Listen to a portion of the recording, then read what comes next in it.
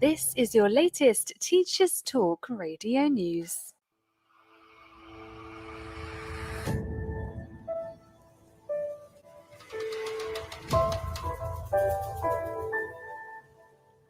Schools in the Swansea Bay area of Wales have been advised to return to previous COVID measures after a surge in cases. Schools are encouraged to reintroduce twice-weekly lateral flow testing, mask wearing, and a one-way system in corridors.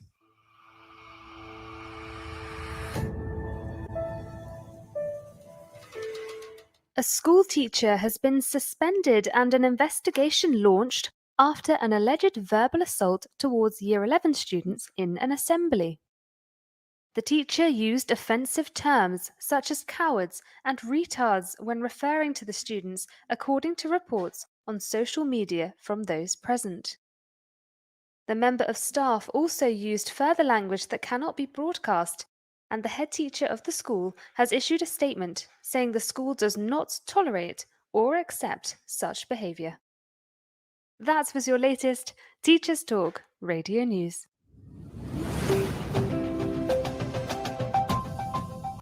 Need support with your phonics teaching?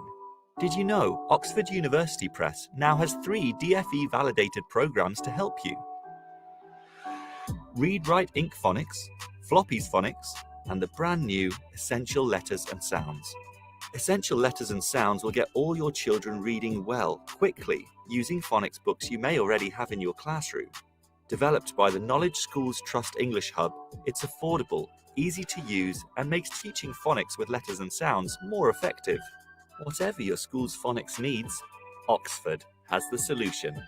To find out more and receive support from your expert local educational consultant, visit oxfordprimary.com/phonics. Every teacher loves stationery, right? Imagine getting a selection of fun, beautiful, and unique stationery items designed and selected especially for teachers, delivered through your door every month. You need to check out teacherslovestationery.club. I'm always so excited when the box arrives. It's such a treat. My Teachers Love Stationery Club box is just a little treat to myself every month. It's always full of delightful and surprising items, including some really good quality stationery brands like Faber-Castell and Stabilo. And because you never know what you're going to get, it makes it even more fun and special when you get it. It feels really great to be supporting a family business that's run by real teachers. I can't help feeling like they just know what I'm going to enjoy using stationery-wise better than I do myself. Visit teacherslovestationery.club and enter the code TTRadio when you buy your first stationery box to save £2 today. teacherslovestationery.club. Live from Swansea, this is the Twilight Show with Nathan Ginn on Teachers Talk Radio. Tune in live at ttradio.org, or to join in the conversation, download the Podbean app and search Teachers Talk Radio. Follow the hashtag TTRadio. Tune in, talk it out with Teachers Talk Radio. Noswaith Croeso i Abertawe. Welcome to Swansea. You have found us here on this sunny Wednesday evening on the Twilight Show on Teachers Talk Radio, talking with Jane Miller and Finn Wilson from Impact Wales about the curriculum for Wales and just generally education in Wales. And the news there, talking about Swansea, as we just mentioned just before. Yeah, I sometimes try not to, the news for me sometimes, as much as I want to take it in, sometimes, it can be a little bit tough. And some of those stories there are really tough today in the news. But, I guess things that people need to be talking about and thinking about, because they do affect us all. We, interestingly enough, are talking about teacher standards now for a little bit, and a little bit about teaching in Wales. Now, you might be able to answer this one for me, because I haven't had a chance to research this, but it did come up. But I was told that there aren't as many routes into teaching in Wales as there are possibly in England. There's no Teach First, possibly. Is that true? There isn't any Teach First. Yeah, they've gone now, haven't they? Yeah. Yeah. So that wasn't, I think there was at one point it was funded or supported by Welsh Government, but that has now gone. There's But we've got the Open University. There's the Open University. They're doing an online teaching qualification, which is interesting. How the teaching practice element of that will work. I don't know. I don't know what that. We don't tend to deal with early career teachers. No. It's more sort of the senior leaders and long in the tooth people. Well, certainly I feel long in the tooth, even if to Wales I am fresh to Wales, or fresh back to Wales after an absence of a fair few years over the border. But, one of the things I mentioned earlier, and don't forget, if you're listening in the studio, you can listen back at ttradio.org/listen back to any of our shows. We did have Kate Jones, one of our other hosts in the studio, who is from Wales. She's in Abu Dhabi. Actually, she was interviewing Dylan William earlier in the week. That should be somewhere on Listen Back. So another Welsh connection for us. Another, interestingly enough, I guess, Tom Rogers, who is the person responsible for Teachers Talk Radio in its inception and organisation, he trained in Wales as well. So we are, feeling a very proud Welsh heritage here at Teachers Talk Radio, I guess, even though my accent doesn't show it, unfortunately. Sound like Danny Dyer doing a bad kind of mangle of the Welsh language sometimes. We're silently taking over the world, Nathan, aren't we? Yeah, through the do you know what, I was weirdly enough, I was talking to someone. So I have two children, and I effectively now have, because of the ages they were when we moved here, I have a Welsh son and an English son, and I'm hoping that if I can get them into a rugby team, then we could have one of those epic battles of kind of one player on each team, absolutely, but they're brothers. The Six Nations would be fun, wouldn't they? I've got two of them as well. I originally had an English son and a Welsh son, because we moved when my first son was a little.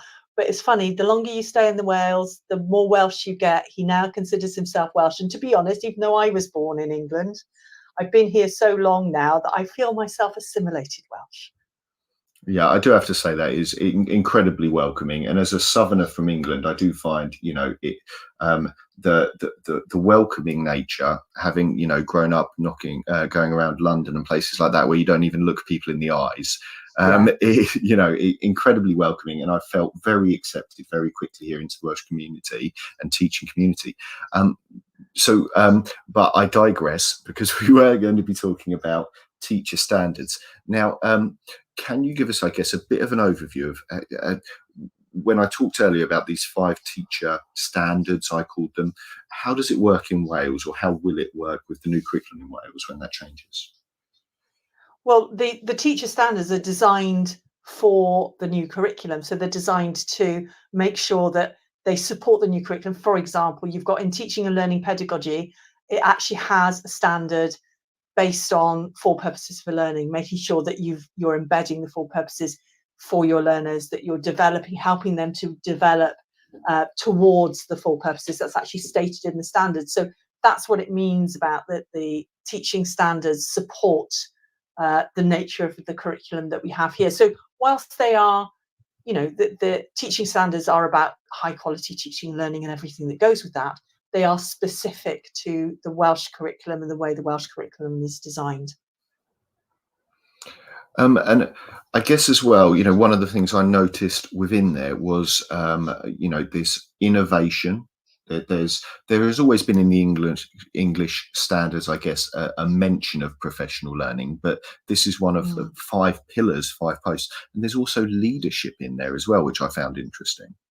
Yeah, so there's leadership for teachers, as individual leaders within their role, and there's also the substantive posts when you actually have a TLR for leadership. But I think one of the key differences between England and Wales in terms of teaching standards is that in Wales there is a focus on being research informed, but it's slightly different to, I think, what's going on in England. I mean, correct me if I'm wrong, because I'm making assumptions about what I see and hear from across the border.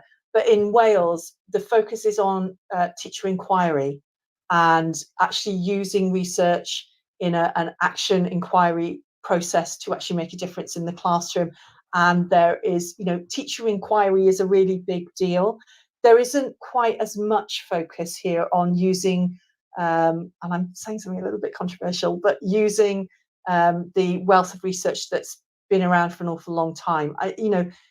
The science of learning is a big deal in England. You've got Research Ed, which we've had in Wales. We've had Research Ed Cymru, but it's a very new thing for us. And I don't think that there is quite as much focus from the Welsh Government on cognitive science, the science of learning, all of the everything that goes with that. Things like retrieval practice, desirable difficulties, all of those things. They're coming to the fore for teachers in Wales, but almost by accident, almost through Twitter and through Research Ed Cymru and through people just talking to each other. It's not as embedded in the guidance that comes from Welsh Government as it is in England. Yeah, I mean, my personal feeling on it is that certainly I would say at a secondary level in England, I think that exists. It isn't as evident, I would say, in my experience of primary schools. And also, I never felt being there that was something that was a deliberate affectation from the government pushing us to be research informed in that sense of, reading academic research. I don't ever remember it being sort of pushed onto me to say you need to read more academic research. But you're right, there is a move towards that in England.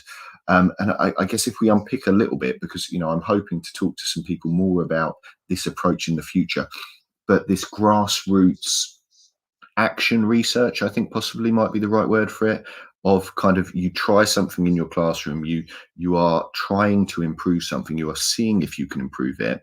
And actually, when I've had it explained to me, it's been that there is, I don't want to say not accountability for failure, but it's actually a exploration. It's not supposed to be a, get it right immediately kind of thing. Would that be your feeling about how this is being implemented by leaders in, across Wales? Well, there's a whole project in Wales called the National the NPEP, the National Practitioner Inquiry Project. Yes, that's it. Thank you. National Practitioner Inquiry Project that's supported by the universities in Wales, and they support schools to actually carry out teacher inquiry projects where they take a piece of research. We've actually been involved in supporting one in a school in Swansea to help them look at live modelling and how live modelling can actually make a difference to how pupils understand difficult concepts in teaching. So there's a new strategy for educational research, which encompasses not just using research in schools and making sure that teachers are research informed, but actually the capacity of universities to be carrying out that research as well. So there's certainly in Wales very much a focus on becoming research informed. It's just that there are a couple of things like we had a conversation with Harry Fletcher Wood.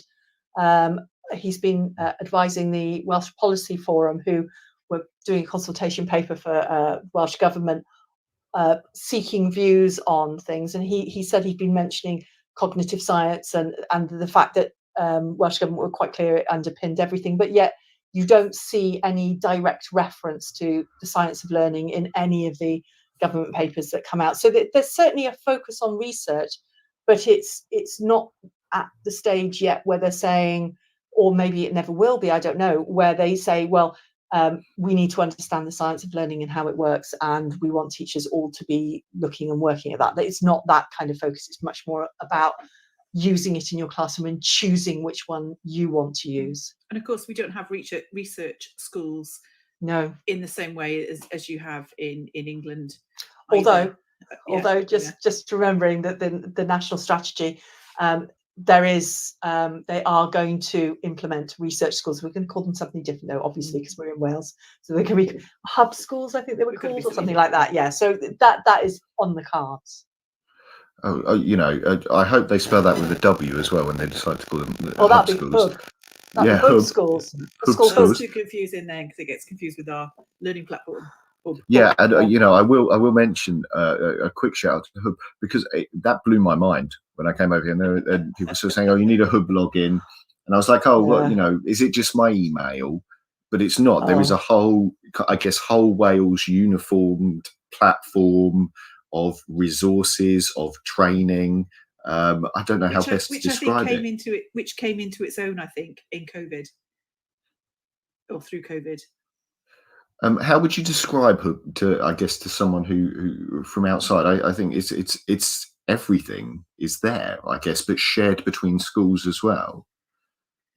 Well, it's a learning platform, but it's also a space for groups to set up and to share resources and to have conversations across Wales. So we're not just working in South Wales, North Wales, because if you've ever tried to travel from South Wales to North Wales, particularly by train, you've got to go out into England and then back across the top again, which is ridiculous. But this has sort of brought Wales together. So we've got this one platform where all the teachers across Wales can access and have those conversations, but also access resources and courses all online as well, and also pupils have access to. And I guess, but possibly that is possible in Wales. There's more ability to work on scale like that because there aren't academy chains involved. Possibly, I don't know how that has come about, because I guess local authorities in some way can implement their own ideas. But yeah, to have, as every teacher in Wales, have the same access to everything without having to go through different systems really amazed me as a project in itself, as an organizational feature. I felt, again, really supported by that as a teacher. Now, you guys work, I guess, with middle leaders in developing staff. What is the kind of feel for how people are approaching looking at developing teachers? We've talked a little bit about using research, but research from their own classroom. I know, for instance, at my school, there has been a change in performance management in the way that it's phrased and the way that it's used. Do you see that in your work, as we see these changes coming through? Oh, Finn's disappeared. Where's she gone? Oh, there she is. Well, we can't hear you, Finn. Can't hear you. No, I think Finn has. She's gone again. Finn has muted or disappeared again for now. Hopefully, she'll join us again. Well, as far as that element is concerned, we don't tend to work with middle leaders in that respect. What we tend to be doing with schools is working with middle leaders on pedagogy and teaching and learning, which is something slightly aside from that, Nathan, as well. But I know, funny enough, we were working with middle leaders saying that up in Scotland today on middle leadership and what leadership is. But I think it's slightly different to the question that you were just asking. No, I guess, yeah. How is, I guess, that expectation on leadership in Wales would be my question then. What are middle leaders then the same? Are they doing the same kind of things as our colleagues in England? Is it a focus on, driving up standards, improving teaching and learning? Are we facing the same problems across the board as middle leaders? Hello, can you hear me? We can now, Finn. Yeah. Oh, good. Can I just say that, because we were talking about middle leaders in Scotland today. That was the work that we were doing in middle leaders in Scotland. Yeah, and we were we've done some middle leader work in England across the Severn in Bristol.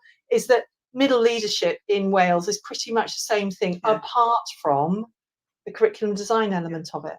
Because the curriculum design element of it, obviously you're leading, not just making sure that the curriculum you have in place is adapted for your context, but actually writing it and choosing. If you're a head of English in a secondary school, that's that's my area of expertise. It'd be choosing the text that you're going to teach at Key Stage 3. How are you going to talk about language? How is it going to fit with the statements of what matters and the descriptions of learning in the new curriculum? That's a whole piece of work for middle leaders in Wales that doesn't happen, which is why it's such a big job, but also why the leadership standards have to be for the Welsh curriculum. Mm. And I guess, when we talk about pedagogy, we've talked a little bit about research and some of the cog-sci stuff that's coming through. When you do that work in Scotland, in England, do you find that we're all talking about the same kind of things pedagogically at the moment? Are our approaches in line across the nations? I think they probably are. I mean, I think Yeah.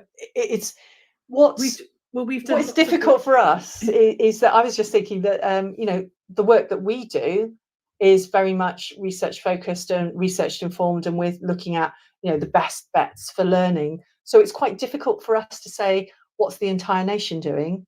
I think there is a focus maybe in some parts of Wales on creativity and inquiry learning, and I know that has kind of achieved come to the forefront of what's happening in Wales, because I think that there are.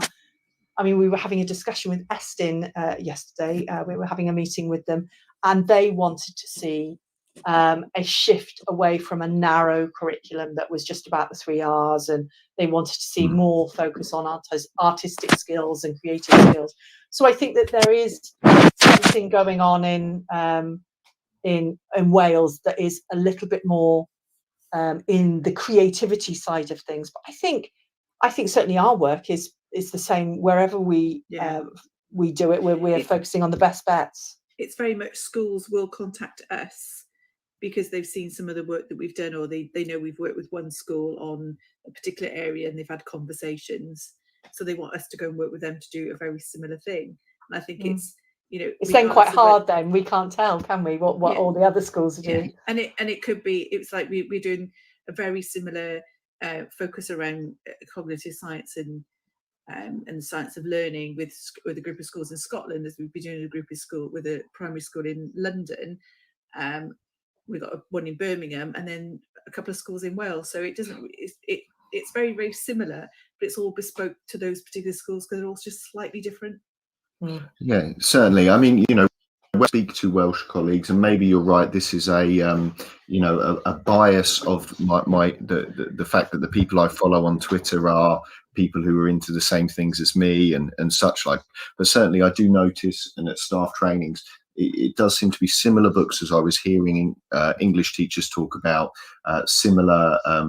Research or philosophies or thoughts about pedagogy. They do seem to be becoming the same. But yeah, I guess you're right. Possibly on my limited sample size of people who think like me might be biasing me slightly on that. And I think in Wales there is definitely discussion about knowledge or inquiry, which is best, just like there is in England. And there is this kind of idea that it's one or the other, that you can't be creative and have a knowledge-rich curriculum, or if you want to look at artistic skills, you can't focus on the 3 R's. And it shouldn't really be about that. Let's all join together. Let's all talk about the learning trajectory, that there is a need for moderation and everything. The reason that these two arguments and these two camps, especially in Curriculum for Wales, it is very much 2 camps in Curriculum for Wales. The reason that argument is out there is because there's truth in both sides, because we actually need both. And the Curriculum for Wales is the perfect opportunity to actually take the best of everything and make teaching and learning super effective, because you're not stuck with one thing or the other. Yeah, I mean, I certainly, I am on Twitter a lot, and I do get frustrated by the different camps developing, particularly if they become entrenched about a view of one thing or the other. Because for me as a teacher, kind of, I've always said, if it works, then I will do it. Even if it's someone who historically I've disagreed with, if you can show me that something works, then that's what I want to do for their children, because I want to do what's best for the children. And we should be, sorry. Let's also remember that what works in one context, in one situation, might not be replicatable elsewhere. So it's remembering that side of it as well. But also, not every teacher is on Twitter. Yeah, and we should be searching out things that we disagree with in order to challenge ourselves. I mean, we often listen to podcasts and watch webinars and of people that we actively disagree with on Twitter, and we regularly find information out from those sessions that we never would have been exposed to otherwise. And I think it's the, you know, the sign of somebody who is constantly improving is they're actually looking for things they disagree with as well as what they agree with, so that they can really broaden their understanding. We do reflect a lot, don't we, Finn, on what we talk about and what we hear. And you know, we have changed our opinion on certain things. We have through, and I'm ready to do discussion. that in the future as well. Change your mind, because if it works, like you say, Nathan, you know, if things work in the classroom, that's what you want to do. But it's being reflective and actually measuring what you do and looking for the impact. Going back to our name again, but looking for the impact, because if it's not working, why would you do it? Absolutely. Right, now we have one last set of ad breaks, and then when we come back, I'd like it if we could finish off, I guess, with the hopes and hazards of all of this change that's happening in Wales at the moment. You know, what would be our sunny uplands of the possibilities that lie ahead of us, and what are the potential pitfalls we're looking out for. So if you're happy to stay around, we've just got one last set of ads. We're going to get the crystal ball out, Nathan. Fabulous. We'll see you on the other side. Need support with your phonics teaching? Did you know Oxford University Press now has 3 DFE validated programs to help you? Read Write Ink Phonics, Floppy's Phonics, and the brand new Essential Letters and Sounds. Essential Letters and Sounds will get all your children reading well, quickly, using phonics books you may already have in your classroom. Developed by the Knowledge Schools Trust English Hub, it's affordable, easy to use, and makes teaching phonics with letters and sounds more effective. Whatever your school's phonics needs, Oxford has the solution. To find out more and receive support from your expert local educational consultant, visit oxfordprimary.com/phonics. Live from Swansea, this is the Twilight Show with Nathan Ginn on Teachers Talk Radio. Tune in live at ttradio.org, or to join in the conversation, download the Podbean app and search Teachers Talk Radio. Follow the hashtag TTRadio. Tune in, talk it out with Teachers Talk Radio. Croeso I Abertawe, welcome to Swansea.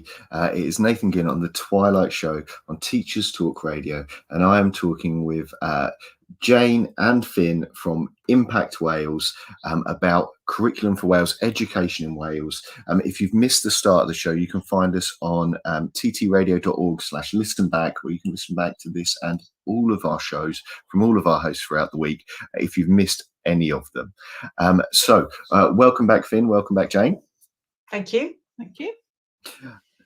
And so just before the ad break there, you know, you offered to pull out the crystal ball, which you keep in the Impact offices, I guess, I'm still polishing. to kind of talk about, I guess, a little bit. We've said that, you know, as a teacher in Wales, potentially, depending on my school, I've been given a lot of guidance. There's a lot of other changes going on. It's worth mentioning to do with the additional learning needs as well. So there's a lot of guidance, a lot of change coming out. And I have it, and I have a lot of freedom, which is wonderful, I guess, in one way, but also, you know, there's some challenges there. So what are our hopes for what this allows education in Wales to be? Well, it's not just a hope. It's Welsh Government have staked their hat at this. They've said we're aiming for a world-class education. So, you know, in an ideal world where everything goes right, we will smash PISA.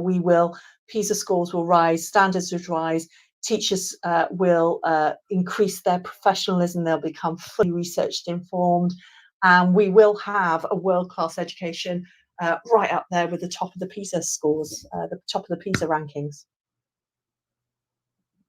well, you know, Nothing else you can say to that, is there? no, No. a rounded answer. Hard to pick fault with it, and I guess, you know, some of those things come from, you know, the I guess the planning of it. It feels really well planned to me. I think that's maybe the thing that impressed me, because I always felt that things were dropped on me in England, or, you know, we had our curriculum, and then later on we had a change to assessment, but, you know, it hadn't quite been thought through, and then the early years curriculum got changed, but then we had the, you know, it didn't feel like there was a plan, and this somehow feels like there is a plan to this. Well, funny you should say that. There is a plan to it, but, you know, it's we're not living in nirvana. This is the real world, and just like England, there have been changes to plans. We had achievement outcomes originally. Now they're called descriptions of learning. We are just beginning to see what assessment might look like, and that stands to either make or break curriculum for Wales. And there are real possibilities that actually it could break it. We also don't know anything at all about accountability, other than it's going to have a broad range of evidence, and that's not going to due to be published in possibly June of 2022, literally a matter of weeks before all primary schools and some secondary schools are going to be fully implementing curriculum for Wales. So there are still significant risks out there. And we also don't know what's going to happen to qualifications at Key Stage 4, which I know is causing a lot of anxiety with because we're both secondary focused as well. But I think it's not knowing where this is heading for Key Stage 4 at the moment. We just need a little bit more clarity. Okay, so, and I guess the dangers of that, on top of that as well, I guess there's a possibility for staff retention, staff burnout, for want of a better word, with all of this work that's going on. Well, we did actually do a podcast with the education minister not that long ago. Yeah. And that was one of the questions that we asked some additional questions, and they gave us a response to. He said, because anecdotally we talk to obviously teachers and leaders across Wales on a regular basis, and they are telling us that they've never seen so many staff leave, and you know, head teachers are really short on the ground. You know, head teachers struggling to appoint deputy heads, and Welsh Government are aware of this. There are things in place, but just like other countries, they're struggling to recruit, especially to leadership positions, and that again is another risk.